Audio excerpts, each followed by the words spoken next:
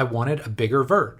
I wanted a faster first step. But when you looked at the training information that was out there at that point in time, what did we have access to? We had Muscle and Fitness. We had Flex. Luckily, towards the end of the 90s and the early 2000s, we got Muscle Media 2000, and then we got T-Nation.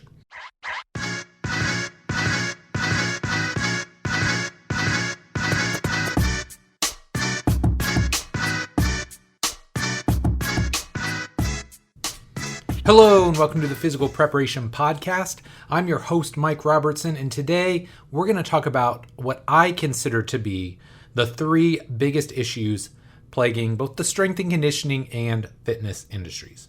Now, if you followed me for any period of time, you know that I am ever the optimist. It could be the worst case scenario. It could be an awful situation, and I'm going to try and find the silver lining.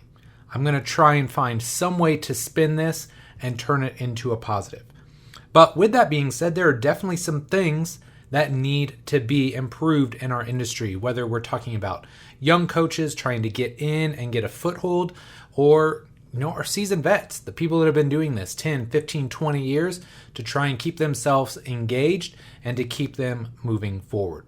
Now, one thing that does frustrate me about not just fitness, but just like life as a whole these days, is that people love to talk about the problems. They love to talk about the negatives. They love to highlight the negatives, and that's fine. I have no issue with highlighting those things as long as you're bringing solutions to the table as well. And this is something that I've told my staff at iFast for years. If you see something that's wrong, by all means, let me know. Tell me, but don't just dump a mess in my lap. Instead, if you see a potential problem or if you see something that is negatively impacting our business, let me know, but also come to me with 1, 2, or even 3 solutions to help improve the problem. And I don't think anybody did this better than Jay Chung. Now, if you never hung out at iFast or you never trained in the morning, Jay was amazing about this because he would, say, hey, here is this problem that I see either with our email, with our scheduling, with a specific client. And then here are 2 to 3 potential solutions I've already thought of to help make the situation better. So as we dive into today's topic, we are going to talk about not just issues, but we're going to talk about solutions. So I kind of did an informal poll between Twitter, Facebook, Instagram, along with just some people and discussions that I've had over the last, say, 6 to 12 months.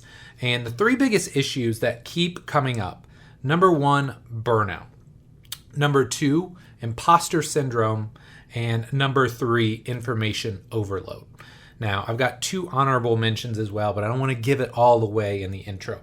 But that's what we're going to talk about. We're going to talk about these issues, and we're going to talk about potential solutions to help drive our industry forward. Now, before we jump into the full show, I want to give you a quick recap of the week that was, what's new in my neck of the woods. And man, the highlight of last weekend was all of the fall sports.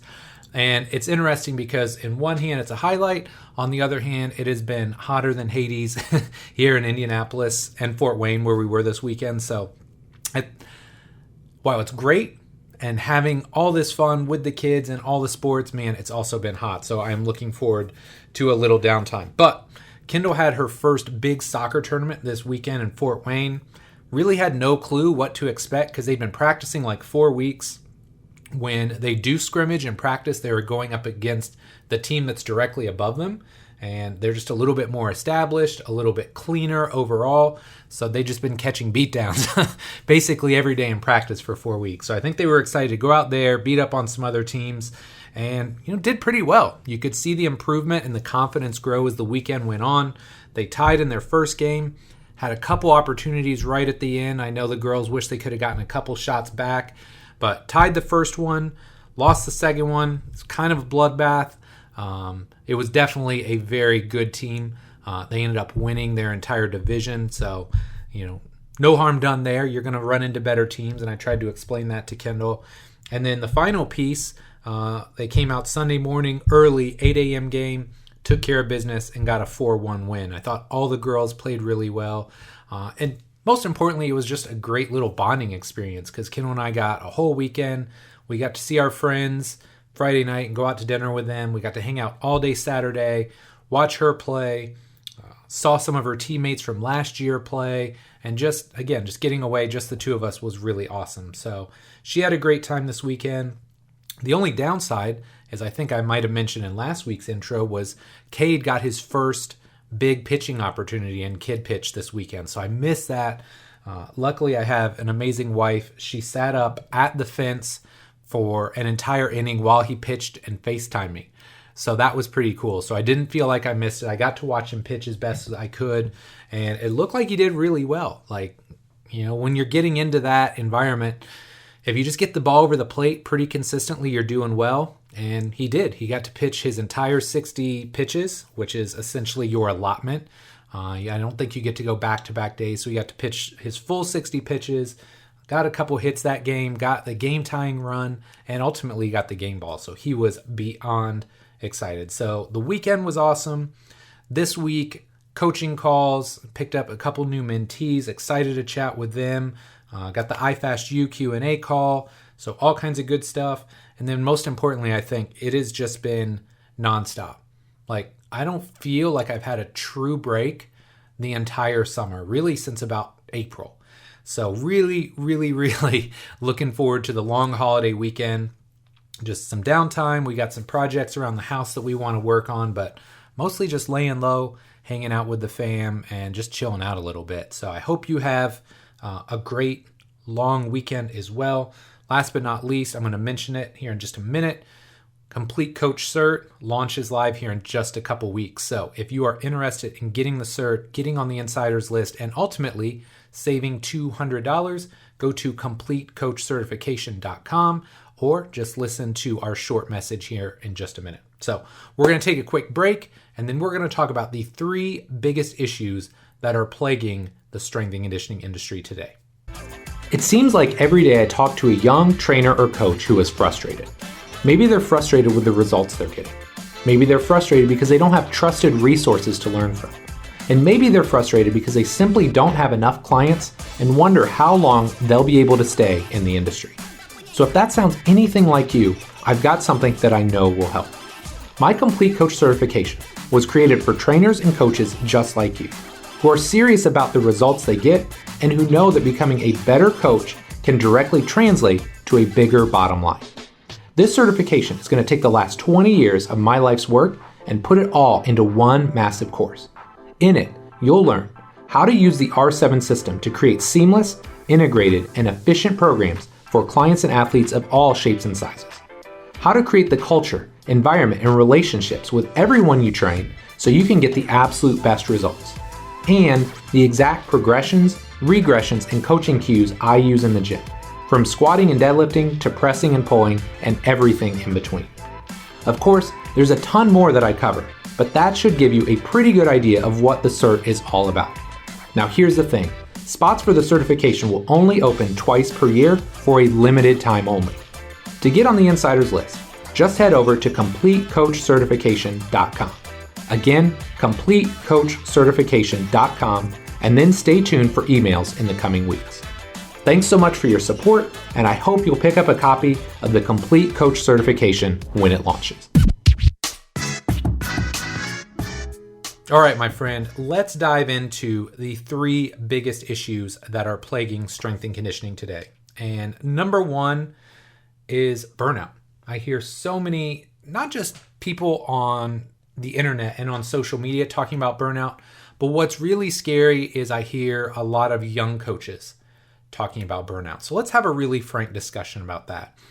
And it was interesting because this topic really started getting in front of me, I think it was about March of this year. And that's not to say people haven't been talking about it longer, but I feel like I've heard more and more people talking about it since March. And it actually came up. We were doing one of our complete coach seminars in Huntsville, Alabama at Andy McCloy's gym. And at the start of the day, which is how I do these seminars now, at the start of the day, we go through and I have you put all of your questions out there. So rather than me just lecturing for 2.5 days, I say, hey, what are you interested in? What are you struggling with? And one of the young coaches in the group said she was really worried about burnout. And I said, how long have you been in the industry? I don't remember exactly how long it was, but I know it was less than 5 years. And Andy, being Andy, chimed in when we brought this up, and he said, look, one of the biggest reasons I feel like people burn out is because they're not learning and they're not growing. And I thought this was such a great point to make. And it is easy to feel burned out. If you're stagnant, if you're not getting better, right? Yeah, you are going to feel burned out. You're going to feel like you have low energy or low enthusiasm. But it also brings me to this discussion I had all the way back in Vancouver in 2010. So I was doing this bulletproof knees and back seminar. So we basically did one whole day on knees, one whole day on backs. And this gentleman, as we're going through the assessment, basically said, Mike, I've been in the industry 25 years. You've been doing this like 10. What allows you to come up here and tell me how to do things? And I didn't have a great response at that point in time. But the longer that I thought about it, and the more thought I put into it, I kept coming up with this idea of, look, not all years are created equal. And I can tell you that 10 years into my career, I definitely didn't know anything, but man, I had a broad range of experiences because I spent 2 years in a Division I setting, working with, elite Division I athletes, and simultaneously working on my graduate assistantship and learning about the research side of strength and power development. So that's years 1 and 2. Years 3, 4, and 5, I'm in Fort Wayne working in a rehab environment. So I'm learning about assessments. I'm learning about corrective exercise. I'm learning about program design. So, within 5 years, I've got a pretty broad range of experiences. The next 3, I'm back in strength and conditioning at a low level. I'm working at a private high school here in Indianapolis, but I'm also doing in-home personal training. So now I'm getting this deep dive into working with Gen Pop clients, working with people that want to be fit but that are in pain. So a little bit of a distinction from Fort Wayne where it's pure rehab. Now it's like a blend of like rehab and training and fat loss. So, I'm learning all these things. And then years 9 and 10 is when we open IFAS. And now I've just got the floodgates open. We've got Gen Pop clients. We've got elderly populations. We've got young athletes. We've got professional athletes. Hell, at the time, I believe I had a professional mixed martial artist. I had a guy that was trying to make the Olympics in bobsled. So case in point here being, look, if every year that you're in the fitness industry is the same, if it's like Groundhog's Day and you're doing the same things 20 years from now as you're doing today, you're going to get burned out. There's no two ways around it, right? But the point here is this, I think there's a lot of buzzwords in our industry. I think a lot of people like to talk about things like burnout, like imposter syndrome, which we'll talk about here in a minute. And a lot of times it's just a talking head, right? They're doing these things to talk about or to get listens, to get shares, to get likes, and they're not actually helping move the needle. Okay, so here is a huge point you need to understand. Everyone gets burned out from time to time. Everyone. I don't care how much you love this industry. I don't care how much passion, how much energy you have. I don't know if I could point to anybody in my industry, whether it's my peers, my colleagues, my coworkers, and they haven't had a point in time where they're burned out. And there's a lot of reasons for this, right? Sometimes in our industry, there's really long hours, especially when you're getting started. You could work 8, 10, 12, 14, sometimes it's 16-hour days. It's ungodly when you're getting started. So it could be long hours, could be lack of sleep. If you're working a split shift and, you're there 6 to 10 and then you go home for a little bit and you come back and you work 3 to 7 or 3 to 8. I've done that too. It's easy to get burned out when you're not rested enough. Sometimes it's just the people you're working with. Alan Cosgrove has always talked about A, B, C, and D level clients. Hey, if you've got a stable of A level clients, great. It's easy to go to work. It's easy to show up. But if you've got a bunch of C's and D's, people that are energy vampires, they complain all the time, they just suck the energy and the life out of you, man, it's easy to feel burned out then as well. So rather than just dump on you, right, and tell you all the things that are negative, let's talk about practical solutions and things that you can do to help combat this. So 2 difficult questions that I'm going to ask you now, and you might have to think about after the show. Maybe you want to hit pause, or maybe you just want to write them down and think about them later. But 2 difficult questions you got to answer. number one, are you doing what's necessary to take care of yourself first? This is tough. We talk to all of our clients about working out regularly, eating a nutritious diet, drinking enough water, not over-consuming caffeine, getting enough sleep, getting our mindset and our meditation on point. But how many of us are really checking all those boxes on a regular basis? Look, I know there's times in my life I have not been doing those. And look, to get all four of those, training, nutrition, recovery, and mindset, all on point at the same time is really, really challenging. It's like spinning plates on fingers, right? And you get one or two going, you add the third, and by the time you add the fourth, the first one's fallen off.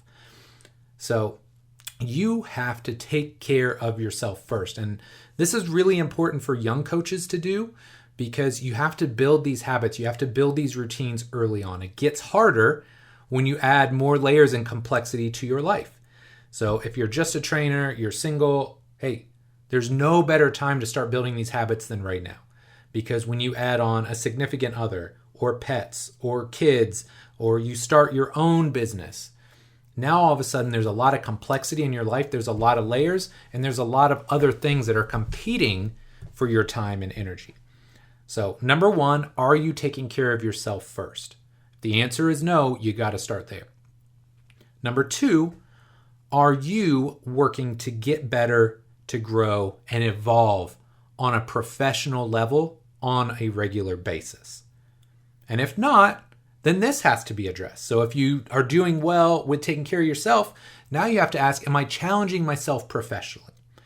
And the best way to do this is to find ways or find things that you are passionate about, that you're excited about, that you want to dive into and learn more about.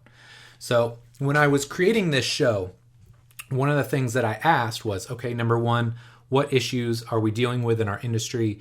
But I also started to ask, okay, hey, who are the best people to learn from with regards to tendinopathy, with regards to knee pain, with regards to using force plates, Achilles issues? And I listed a whole bunch of these things. And part of it was just to try and figure out, okay, who really knows what they're doing?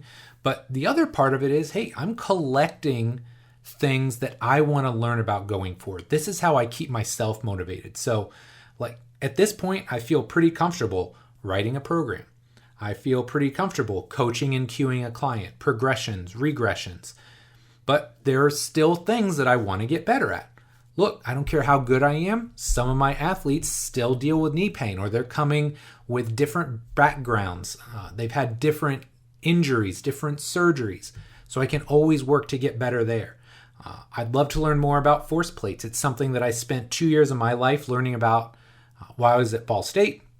But hey, that was also like 20 years ago. And now force plates are more affordable. They are things that we can integrate into a gym or into our assessment process. Back in the day, nobody has $50K to go spend on an in-ground Kistler force plate. That's what we had at Ball State, and it's cool, but that's not feasible in our environment. Versus now, hey, you can go pick up a set of Hawken Dynamics force plates and be assessing your clients in the next month. So there's things that you have to do, or areas of development that you need to seek out that will help re-engage you, that will help reignite that fire and that energy and that passion to keep you excited about our profession. So look, at the end of the day, just know this. If you're feeling burned out, it happens.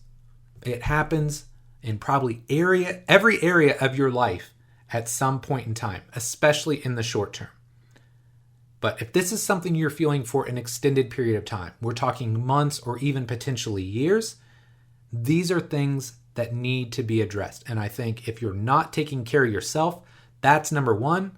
And if you are, then you need to get rid of the loop that you're in. You need to get out of this Groundhog's Day mentality. You need to find things that are exciting and that reignite that passion to make sure you continue to grow and evolve as a fitness professional. So that's number one, burnout. Number two is one that I think we've all heard of. It's probably something that all of us have dealt with at some point in time, but let's talk about imposter syndrome. And before we dive into this, I want to give you like the Google definition of imposter syndrome because I think it's very illustrative. So Google defines imposter syndrome as doubting your abilities and feeling like a fraud. Now, it goes on to say it disproportionately affects high-achieving people who find it difficult to accept their accomplishments. Many question whether they're deserving of accolades. So again, kind of like burnout, I hear a lot of people talking about this. But I think what's even more important to note is that, like burnout, probably everyone experiences this at some point in time. If you're a young coach, maybe an intermediate coach, maybe even a coach that's been doing this 10 or 15 years, chances are at some point in your career, you are going to suffer from imposter syndrome. Now, here's the really bad side to this. Every probably pretty good coach feels this at some point in time. The person who doesn't is the person that probably should feel it the most, right? It's the person that's totally unaware of their lack of talent, lack of skill, and their overall worth to the fitness industry. They're the person that thinks they know everything, this irrational confidence. The person that probably needs this the most is the person that feels it the least. So just so you know, I probably felt this every day for about the first 10 to 15 years of my career. 22 years in, I feel it a heck of a lot less now. But man, 10 to 15 years in, every time I coached. More importantly, every time I spoke on a stage. Man, I spoke a lot. Especially years 10 to 15, I spoke a lot. There were years where I probably spoke at 30 events. I was traveling all over, not just the US, but abroad. Man, I felt like an imposter. And so look, it happens to all of us. It's okay. But here's something that I think is really important to note. And it's a hard fact, and I hope I don't come across as harsh or mean when I say this. But look, if you are a new coach, let's say you've been doing this 6 months, a year, maybe even 5 years, right? If you're new to the game and you're just getting started, or you haven't put in the reps yet, you deserve to be uncomfortable. And I know that might sound harsh, but look, you haven't earned the right to be comfortable yet, and that's okay. Don't let it deter you, okay? If you haven't put in the time, if you haven't put in the reps, you can't speed that up. There is no easy button to being a successful trainer or coach. It takes time. It takes reps. It takes experience. Okay, so just know that. Play the long game here. But I think what's also important to note, if you go back to that definition, there's something that's really important there, and I want to highlight it. When it talks about imposter syndrome, it says that it disproportionately affects high-achieving people. Listen to that again. Disproportionately affects high-achieving people. So if you feel it, or if you have felt it, that's probably a good thing. Because you actually care. You are self-aware. You are trying to achieve at a higher level than most. Okay? So with that being said, one of the keys to success in our industry, or really any industry I would imagine, is learning to trust your instincts. I tell all of our interns this. There's this point in time when they're going through the internship and they're just hesitant. They want to hold back. I clearly remember when Monica and Blaze were interns last fall, and there was this time where, I'm coaching somebody and Monica's over my shoulder, and next thing I cue somebody and they cleans up and they walk away, and Monica's like, man, I was just about to say that. I turn around and I asked her, why didn't you? She's like, well, I didn't know if it was right. Trust your instincts. You're going to be right more often than you're wrong. What you may not know early on is why you're right. And again, that's something that takes time and it takes experience. Okay? So trust your instincts. Be willing to put yourself out there. But I think most importantly, it comes down to being comfortable in what you think you know. You need a certain level of confidence in what you're saying, because that comes across to your clients and athletes. If you're totally unconfident, or if you're timid, or you're very, if you're constantly hesitating or pausing when you're trying to coach and cue, it's not going to work. So try and be confident in what you know, but also trust in the fact that you don't know everything, and you're going to continue to learn and grow along the way. And this is something that I think does take time as well, but just being comfortable in the fact that you can't know everything, but you're going to continue to learn and grow and evolve the longer you do this. So if you're feeling imposter syndrome now, if you felt it in the past, hey man, that's not a knock on you. I really think it's part of the process and it disproportionately affects high achieving people. So don't look at it as a negative. I would flip that and look at it as a positive. Again, there's the optimist in me. But hey, look at it as a positive. Recognize the fact, hey, you're self-aware and you realize that there's more to learn. That's not a bad thing. Okay, so that's number 2, imposter syndrome. Now, let's talk about number 3, information overload. And I love to hearken back to the dark ages of the late 1990s and the early 2000s when I was coming up. And when you think about the 90s, I didn't even have a way to describe the way I wanted to train. I was an athlete. I was a basketball player. I was a volleyball player. So for me, athletic development, athletic performance was what I was most interested in. I wanted a bigger vert. I wanted a faster first step. But when you looked at the training information that was out there at that point in time, what did we have access to? We had Muscle and Fitness. We had Flex. Luckily, towards the end of the 90s and the early 2000s, we got Muscle Media 2000, and then we got T-Nation. So I remember in the 90s, people would ask me, oh, you're in the gym a lot. What do you like to do? I didn't have a great answer. Sometimes I'd be like, oh, I want to get big. Sometimes I'd say, oh, I want to get strong. But those things were kind of true, but really what I wanted to do was become a better athlete. So that's where we were, right? I had access to very little information. Think about where we're at now. If you type in the word or the phrase, how to squat, I bet you come up with roughly 1 billion different entries on the Google machine. How to swing a kettlebell, same thing. So it's really hard because back in the day, if you were writing an article for Muscle and Fitness, for Flex, for Muscle Media, for T-Nation, chances are you had a certain level of street cred. You knew what you were doing. You'd had some tried and true successes over the years. Now, anybody can claim that they know everything about everything, right? And I don't want to say it's always the case, but if you see a social media fitness person with 200,000, 500,000, 1 million followers, chances are it's disproportionate to what they actually know. Now, it's hard for me to say that because there are some really good ones out there. I love Jordan Syatt. I love Ben Bruno. I love Kaiza. I think they are very smart individuals and they're trying to do things the right way. But there's also a lot of people that are just really good on camera, very personable, and have learned how to basically hack the Instagram or Facebook algorithms to get massive followings.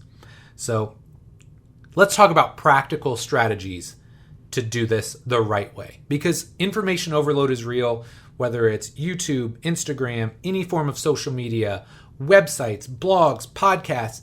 You have so much information. How do you filter it? And I know I've talked about this before, but Luca talked about this in a recent podcast that we did, and half of the title was called Collecting Role Models. If you want to be successful in this industry, you have to find real role models and real mentors to help guide and shape you. Now, I didn't realize this early on. I got a pretty darn good science background when I was at Ball State. I had my undergrad degree in exercise science. I got a master's in biomechanics.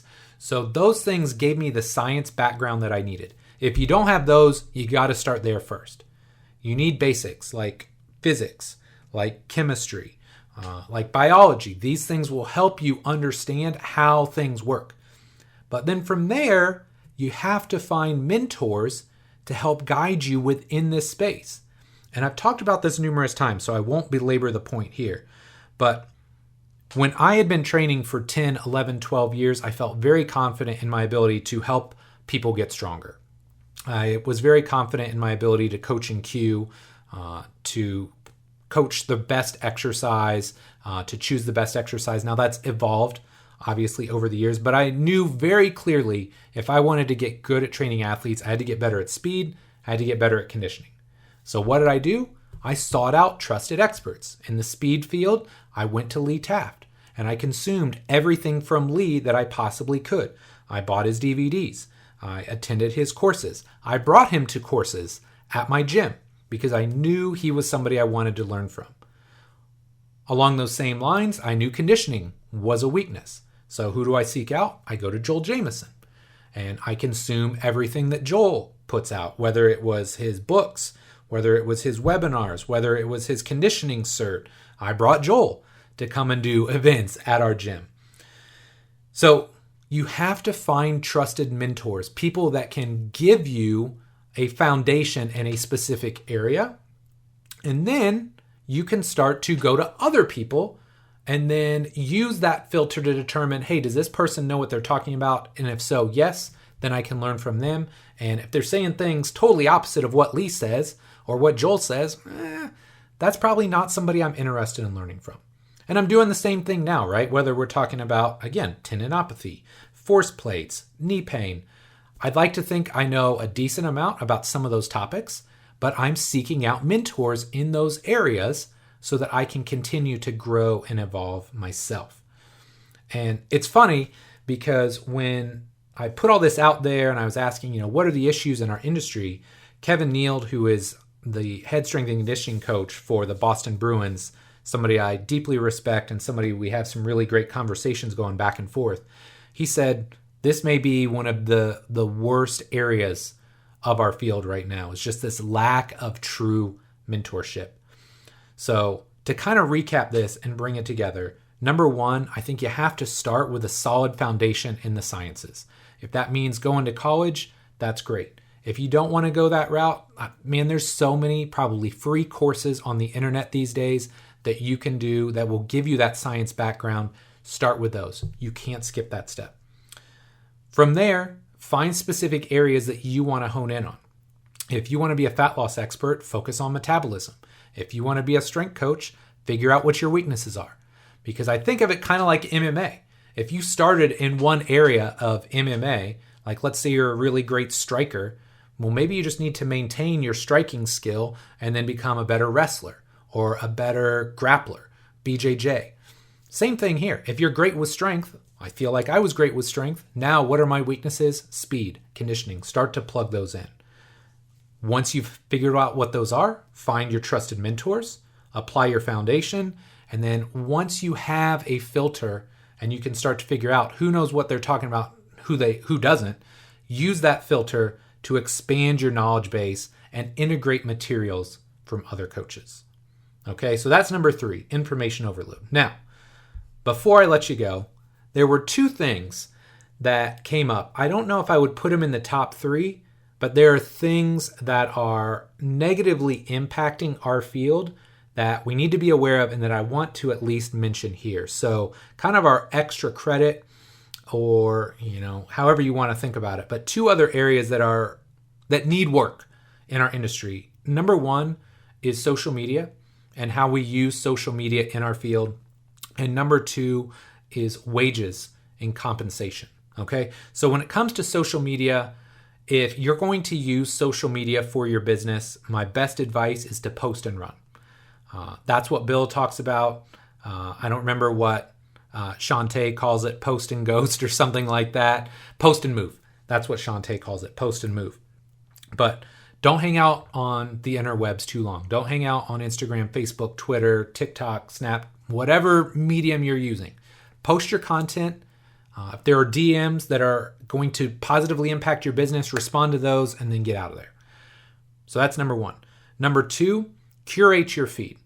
I know Molly Galbraith has talked about this. She talked about it on our show a while back. But hey, man, be aggressive. Be militant in your use of the mute button.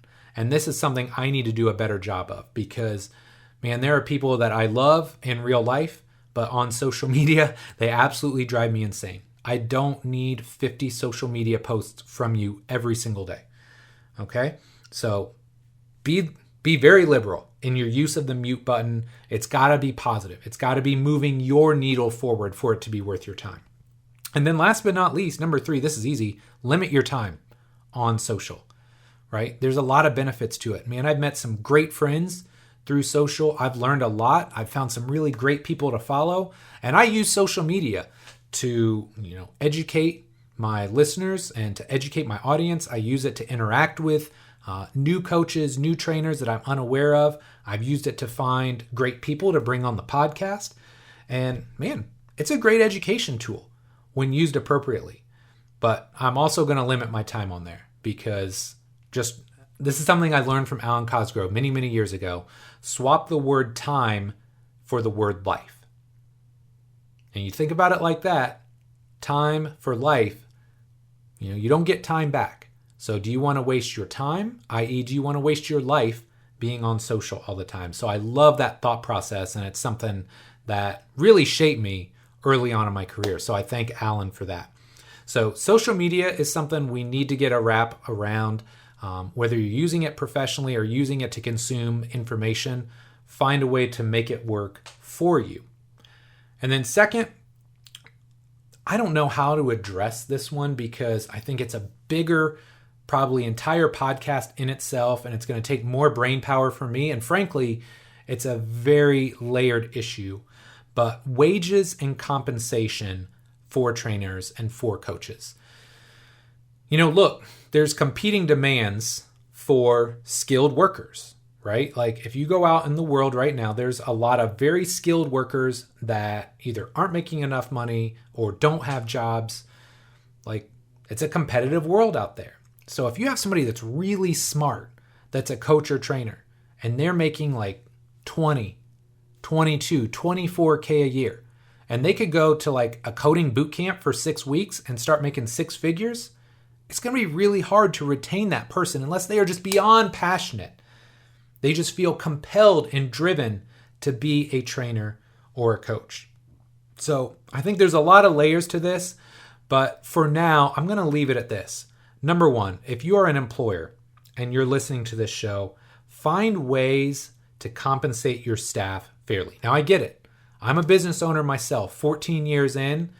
Payroll can be tough, and again, I'm citing Alan a lot today because, he influenced me a lot early on. But I remember Alan talking about, I think payroll should be about 40% of your business's income. And I've had times where it's 40. I've had times where it's 50. I've had times where it's like 60, because receivables are down and you're trying to pay a lot of people. But I would say if you're an employer, work to compensate your staff fairly. If not, overpay them if possible, right? So lots of ways you can do this. It can be in the wages that you pay them. Something that we try and do at iFast is profit sharing.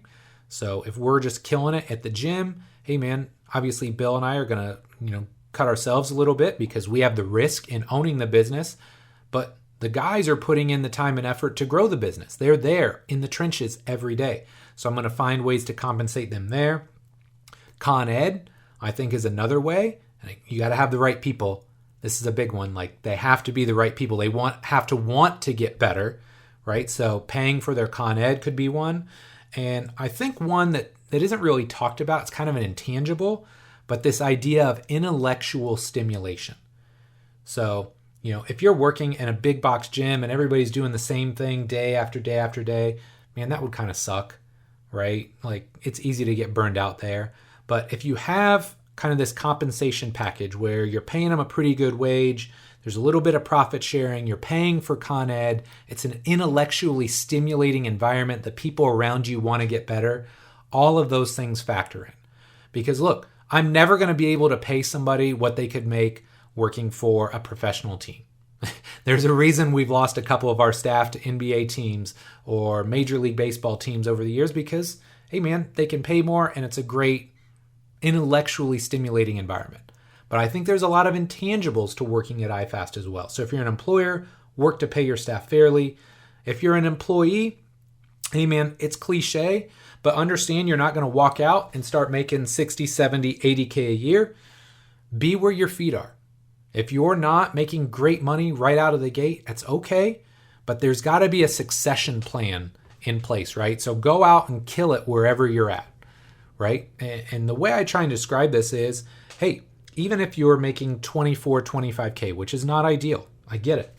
Even if you're not making a ton of money, work to level yourself up each and every day. Become an invaluable member of your team, of your staff, because I'm a huge believer that, good things like that, putting in your best effort, showing up every day, being a leader or a role model to other members on your staff, it's going to get you noticed.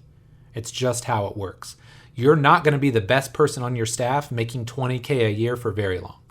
Somebody else is going to find you, they're going to bring you along, and they're going to find a way to get you paid. Maybe not what you're worth right away, but they're going to move you in the right direction. Okay? So those are the big three. We have talked about burnout, we've talked about imposter syndrome, and we have talked about information overload. These are all things that I can't cure them in one podcast episode. I can't tell you these are the exact solutions, but hey, we need to start having these discussions. We need to talk about why our young coaches are leaving our industry, and whether it's burnout, imposter syndrome, not making enough money, overwhelmed from all the information. We have to find a way to start building, shaping, and mentoring the people in our industry. Because look, man, I've talked about this for 300 some episodes now. I've talked about it for 22 some years. We are in the best industry on the planet. We get to make a positive impact on our clients, on our athletes every single day.